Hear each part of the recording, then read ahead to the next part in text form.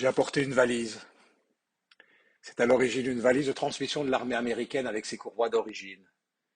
C'est celle qu'ils ont donnée à mon père en sortant du camp de concentration de Mauthausen, ainsi qu'à tous ses compagnons du combat du commando César. Elle contenait un nécessaire de dignité, c'est-à-dire des effets pour rentrer de captivité dans le monde libéré, des vêtements, des sous-vêtements, des affaires de toilette, une chemise, une chemisette et une veste. Ils sont donc tous sortis du camp avec une valise à la main. J'ai une photo extraordinaire où on voit mon père et deux de ses camarades.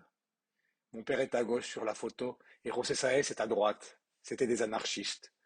José Clua, au milieu, lui était communiste. Saez est mort très jeune, 5 ans après être rentré du camp des suites de sa captivité. J'ai aussi la carte de la FEDIP, Federación Española de Deportados e Internados Políticos, dont mon père faisait partie. Il a été secrétaire de cette fédération du département de la Seine, c'est-à-dire autrefois la région parisienne. Et c'est eux qui ont fait une souscription et ont érigé ce monument qui aujourd'hui est au cimetière du Père-Lachaise, face au mur des fédérés de la commune. Sur ce monument, on peut lire « À la mémoire de tous les Espagnols morts pour la liberté ».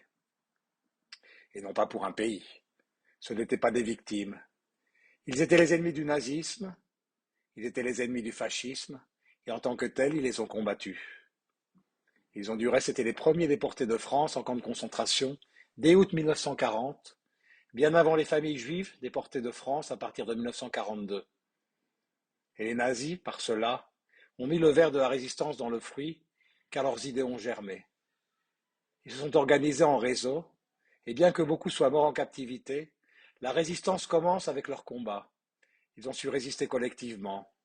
Ils ont donc continué pendant la Seconde Guerre mondiale en camp de concentration.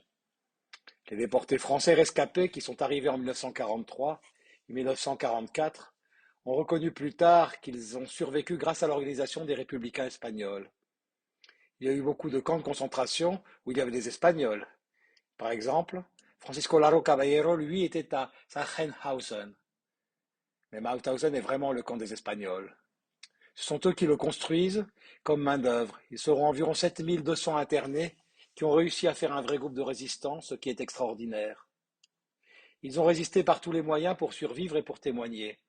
Il fallait nourrir les plus faibles, prendre sur ses rations, mais aussi collecter les preuves de l'existence des camps. J'ai connu un Espagnol, don José Bailaina, matricule 4971, qui fut secrétaire du bureau politique du camp et qui faisait des listes des entrants et des sortants, c'est-à-dire des morts. Il cachait ces listes dans les plaintes, les murs, n'importe où. À la Libération, ces listes furent recopiées et servirent à non seulement donner des preuves, mais aussi à identifier et localiser les déportés.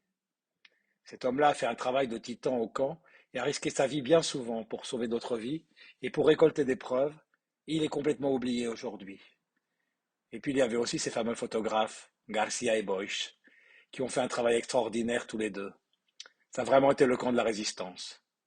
C'est du reste le seul camp où ils portaient le triangle bleu des apatrides, avec la lettre S de Spanien, alors que les autres Espagnols dans les autres camps, qui avaient été arrêtés comme résistants, portaient le triangle rouge avec la lettre F de France, comme Georges Semprin.